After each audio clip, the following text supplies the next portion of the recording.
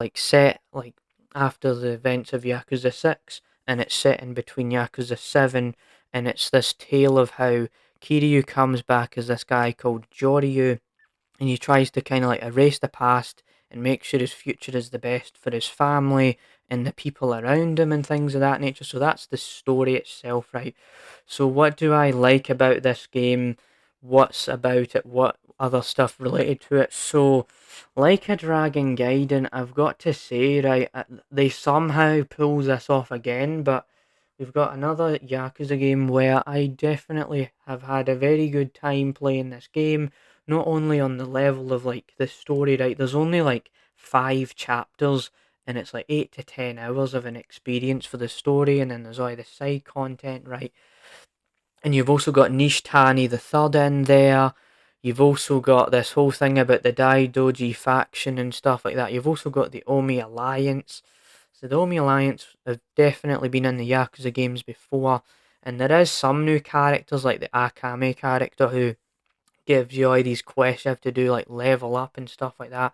There's this whole battle arena stuff. There's quite a lot to do in this game, and let's touch on the fighting styles as well, because they are definitely very decent. So the two fighting styles is Yakuza and Agent. So I did mention these like in a previous episode in the James Ramon Show when this game got announced in the summit and stuff like that. But the Yakuza style is kind of like your regular beat 'em up punching and stuff like that, and like throwing chairs around and doing all these kind of punching moves. Well, then you get to the Agent style where you've got Joryu. He's got all these gadgets and he's doing these moves, right? There's this one move called like this one special ability you have called Hornet, where you summon these drones to attack enemies. Then you've got like this cigarette.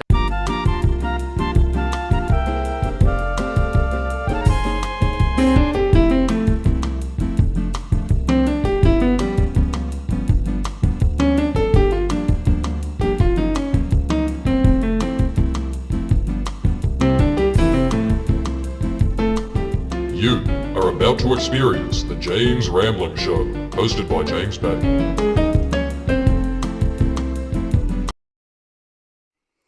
Hello, welcome back to the James Rambling Show for yet another episode. And in today's episode, we're not going to be dabbling into some depressing stuff about that addiction I had and stuff like that, because this week is very, very different in terms of topics, because there was a new Yakuza game that came out, and I genuinely want to talk about my thoughts on that game. I also did shave, and there's also a bit of a bookshelf going on in the background, so there's a bit of a difference in this week's sort of stuff. So let's just get right into the new Yakuza game, right? So if you know about the James Ramon Show, one thing I've definitely talked about a lot is the fact that I really, really do enjoy the Yakuza series. Like I talked about the Summer Summit, I've talked about the Judgment games, I did that whole Yakuza deep dive. You know the story, just bringing you up to speed with all of that kind of stuff in case you were wondering what I was meaning by how I very, very much enjoyed Yakuza. So once you get outside of that kind of stuff, right? So like a Dragon Gaiden, right? There's that. But there's also the demo for Yakuza Like a Dragon Infinite Wealth that I'm going to be dabbling into as well. So if this segment is going to be like 10 minutes at least, then you kind of know why. So let's try and get to the point, okay? So pretty much what this game is, Like a Dragon Gaiden, it's like set like after the events of Yakuza 6, and it's set in between Yakuza 7, and it's this tale of how Kiryu comes back as this guy called Joryu, and he tries to kind of like erase the past and make sure his future is the best for his family and the people around him and things of that nature. So that's the story itself, right? So what do I like about this game? What's about it? What other stuff related to it? So like a Dragon Gaiden, I've got to say, right, they somehow pull this off again, but we've got another Yakuza game where I definitely have had a very good time playing this game. Not only on the level of like the story, right? There's only like 5 chapters, and it's like 8 to 10 hours of an experience for the story, and then there's all the side content, right? And you've also got Nishtani the Third in there. You've also got this whole thing about the Daidoji faction and stuff like that. You've also got the Omi Alliance. So the Omi Alliance have definitely been in the Yakuza games before, and there is some new characters like the Akame character who gives you all these quests you have to do, like level up and stuff like that. There's this whole battle arena stuff. There's quite a lot to do in this game, and let's touch on the fighting styles as well because they are definitely very decent. So the two fighting styles is Yakuza and Agent. So I did mention these like in a previous episode in the James Ramlin Show when this game got announced in the summit and stuff like that. But the Yakuza style is kind of like your regular beat 'em up punching and stuff like that, and like throwing chairs around and doing all these kind of punching moves. Well, then you get to the Agent style where you've got Joryu. He's got all these gadgets and he's doing these moves. Right, there's this one move called like this one special ability you have called Hornet, where you summon these drones to attack enemies. Then you've got like this cigarette that has a bomb and it like blows up everything in the background and enemies and stuff like that. And then you've also got the spider, which I think I did mention in a previous episode, where there's like these people were memeing about how it's Spider-Man on Twitter. Well, it's definitely like Kiryu turning into Spider-Man because he has like this web and he like ragdolls these enemies around and throws them around the room and around all these areas that you go to. And I definitely had a good time with those, but what they never really showed off in those summits and those showcases was this whole like serpent move where you'd actually like you have like rocket on your like it feels like there's rockets on your feet where you're flying around. It's like is moving around and it's just very very fun as well. Like the combat is also very smooth. Like when you're fighting, it's not like it's slow or it renders poorly. No, you actually move around smoothly. It kind of reminds me of Lost Judgment, where the combat was so fluid. It just all flows really well. It's all fast paced. It's all well timed, and there's definitely that when it comes to that kind of stuff. And I did also notice that this game got like 10 out of 10 on Steam, and it also got 7 out of 10 on IGN. But I would not give like a Dragon Gaiden a 10 out of 10. Like I enjoy the game, but it's not like the best Yakuza game ever. Right, so you definitely get that, but there's also a few more other things I wanted to touch on, right?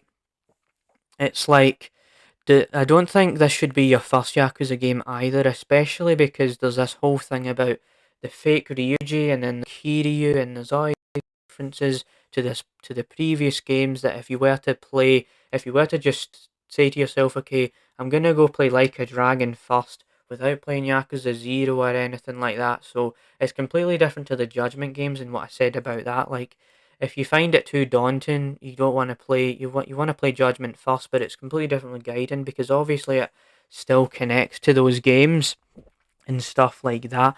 So for me personally, I'd give like a Dragon Gaiden like a 7 out of 10 or an 8 out of 10 or something like that. And I did hear that there's this whole controversy with this voice actor who plays Kiryu in like Yakuza Like a Dragon and Like a Dragon Infinite Wealth called Young Ye. He's like this famous YouTuber or whatever. And there's all that controversy going on, but so that's my take on Like a Dragon Gaiden. I do think I recommend it to like people who've already played the Yakuza games and stuff like that. So once we dive outside of that kind of stuff, right, I pretty much just emphasize to you that I could go on for on and on and on and on about this game, the whole side content, the whole Akame network with all those missions you do for that Akame character. There is so much to go over, but I'm not going to bore you with all that because I've just laid it out for you. So the other thing that I was going to talk about was the Like a Dragon Infinite Wealth demo, which actually came with Like a Dragon Gaiden, the man who erased his name. So what did I think about that? So for those wondering, right, it's this demo that comes with the game, right? And it's got the Hawaii demo and the story demo. But the thing is with this whole kind of demo is that you're not actually playing the entire game, which would make no sense because it's a demo, it's just a demonstration. So I want to say you're pulled like randomly to this certain point in Yakuza 8 where you're like level 16 with Ichiban and Kiryu. You fight these enemies and you kind of get a taste of some of the story and kind of try it out sort of thing. And then the Hawaii demo is sort of like doing all these sub stories and these mini games Like there's a crazy delivery where you're on this bike, you're flipping it around, you get all these burgers and pizzas and all that, you deliver it to these people. So there's quite a lot to do there as well. And there's the combat as well, which is pretty decent, right? Because I did mention how I did talk about a couple, I think it was when they showed off some gameplay for Yakuza 8 where they showed the combat and how you could move around while doing the JRPG sort of combat system. Well, yeah, it's definitely present here. Like in Yakuza 7, you just stood still the whole time, but in this game, you actually move around, and you've also got a mixture of beat 'em up because Kiryu, when you play with Kiryu as his character, right, you actually can fight them and beat 'em up, and so it's not these JRPG over the top special effect kind of looking moves, and so that is kind of my thoughts on that. And there's not a whole lot because I think the story demo was 30 minutes and the gameplay demo could be an hour or two depending on all the mini games and all these kind of side things that you can sort of do. So that is kind of another time where we have absolutely been dabbling into the world of Yakuza. I could, like I said, right, I could go on and on and on about this game. I mean, I've also got like 45% of the achievements in Like a Dragon Gaiden. I've been going all out with this game recently, and I'm just glad that Yakuza never disappoints once more. So once we get outside of that kind of stuff where I'm talking about Yakuza and showing my passion for the eighth time or whatever, I actually want to double down on video games once more because I'm pretty sure this is not the first time that we've actually dabbled into Yakuza and GTA, but there was actually this recent thing to do with GTA 6. Now, if you remember a couple of weeks ago, I did talk about how GTA 6 got this quote unquote announcement trailer that never happened. Well, this week we actually got to see Rockstar Games officially announcing GTA 6 is going to be announced in December. Is going to be a trailer, which is pretty decent. Like, we've been waiting 12 years for this, but then you've got Red Dead Redemption 2 and GTA Online, and there was even this whole thing with how the actors, the voice actors or whatever, of Michael and Franklin from GTA 5 going onto this podcast talking about GTA 6 and kind of joking about being in GTA 6 and all that kind of stuff.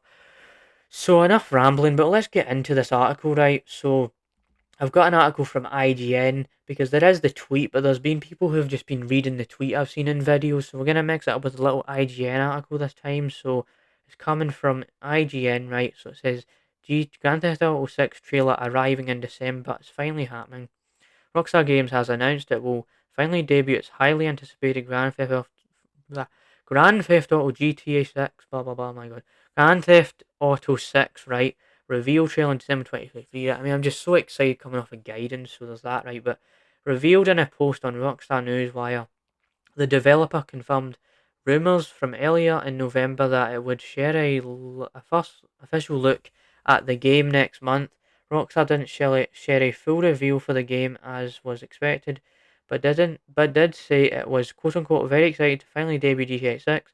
We are very excited to let you know that in early December we will release the first trailer for the next Grand Theft Auto. Right, we look to we look forward to many more years of Shiny's experiences with you. Right, so the post began by integrating the post began by integrating the 25th anniversary of Rockstar. So that's kind of what it factors into, right? The reason why they want to announce it is because of the 25th anniversary. So I guess it does make sense why they kind of trolled the fans, like, oh, we actually didn't release it in October, guys, or they're just teasing you, but then they're actually going to announce it in December. So what do I think about that? Right, I think that's a decent idea, but I mean, GTA 6 has been in development for a long time now. There was the pandemic. I mentioned Red Dead Redemption 2. I've mentioned GTA Online. There's all these other aspects that have stopped Rockstar from like announcing it. Like, let's say it's not going it didn't actually come out 3 years after GTA 5. It took a lot of time, and especially because we've got the Series X, we've got the PS5. You're just trying to advance and keep up with the times of the new technology with video games and consoles and stuff like that. So, wow, my god, oh god. A lot of talking today, aren't we? So, we got that GTA 6 announcement. I also want to talk about how I did actually play the Dead Space remake. I'll just briefly mention this because I did play some of it, not all of it, right? So, if you know about me, right, I did talk about how I got very scared of Resident Evil 7, but this game's a horror game, and it got all this hype back in February this year, right?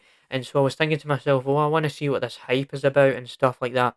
So it came to the Game Pass recently in the EA Play stuff. I think it came out during Halloween or something this year. But anyways, right, so Dead Space is pretty much this game to do with like you're on this ship and you got to kill all these enemies. And that I don't know too much about the game, but that's from what I know, right? It's got like these dark areas of the spaceship, and these weird creatures, and then you've got to do these tasks and do all these things.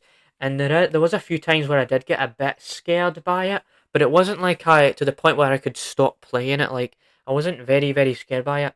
The game's not bad, but I definitely feel like it is a bit overhyped, or it's just there's a lot of hype around it. And I mean, it's been 8 months. It's been 8 months later since I've played it, and so I've kind of missed that hype and that conversation, so it's kind of different for me, a different perspective, I guess you could say. So, once we dive outside of like that kind of stuff to do with the video games and being very passionate about them, I actually want to dive into this whole thing between with Elon Musk and AI. So, I've actually got two topics for this.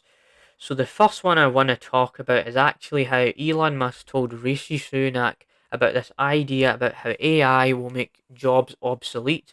So that is completely different. But AI, we've been talking about it, but it just keeps crawling up on our topic list at this rate. So I've got a BBC article here. So it says Elon Musk tells Rishi Sunak AI will put an end to work. Right, so tech billionaire Elon Musk has predicted that artificial intelligence will eventually mean that no one will have to work. He was right. I don't really need to go through all of that kind of stuff, but he was talking about how like so there was this one point here. So he's saying the investor and inventor, right? Mr. Musk has put money into AI firms, all of that, blah blah blah blah blah. It's not every day you see the prime minister of a country interviewing a businessman like this, but Mr. Sunak seemed happy to to his play host to his famous. Sorry, there's so much. Every time I do articles, it's so much information, but I'm not gonna do. I'd be a bit tedious if I just went through the entire article. I kind of bore you out, but pretty much the whole thing was to do with how Elon Musk had this theory about how AI will put an end to work, and I'm gonna give my take on his kind of take, I suppose. So that was a bit. I think that was like 8 days ago. This happened. So my thoughts. I want to say this is an interesting case because, like, I know AI is rapidly improving and stuff like that, but it's not like work will be destroyed forever because of AI, right? There's actually certain things that AI can't really do, right? There's certain jobs that AI can't do, like it would just be kind of weird if like you had like nurses with robot heads. It would just be kind of strange to me. I don't know how to kind of otherwise say it, but it's just it would be better off on a more informative podcast or something like that. So it just gave me something to say. But yeah, that's kind of my thoughts on it, right? It's an interesting little news story there about how Elon Musk did that. But the reason why I said there's two topics is because he's also got like he had this Elon Musk actually launched this AI bot. Now we obviously know about Chat GPT and we know about all these other bootlegged kind of doppelganger versions of Chat GPT, but Elon Musk has actually launched this one, and this was on the 5th of November, so this was like 6 days ago. Right, so I've got this article coming to us from The Guardian saying that Elon Musk unveils Grok, right? It's called Grok, an AI chatbot with a rebellious streak, right? So that's what it is, and so this I'll just read the Elon Musk tweet in here, just so I'm not reading tons of information again. So here we go, right? So Grok has real time access to info via the X platform, which is a massive advantage over other models.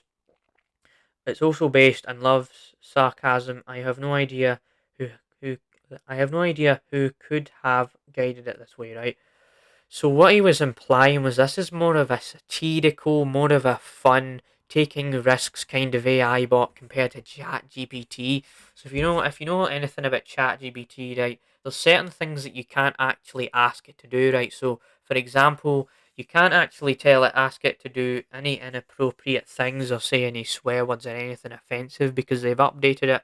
Because I think an original version of ChatGPT was like you could actually say all that offensive stuff, but they cut it out.